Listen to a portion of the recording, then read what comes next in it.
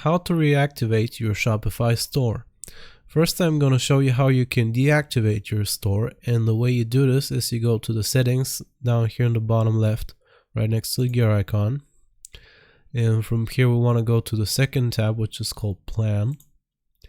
And here at the bottom of this page you can see Deactivate Store. Now if we click on this, you will see 3 options. You can switch to pause and build, or start a new store, or just simply deactivate your store. If you click on that, you have to select a reason why you want to deactivate your store, and then you just proceed to continue, and you proceed to deactivate your store. And once you try to log in again, you will see something like this. And all you have to do is just click on this reopen, and that's going to be the name of your Shopify store.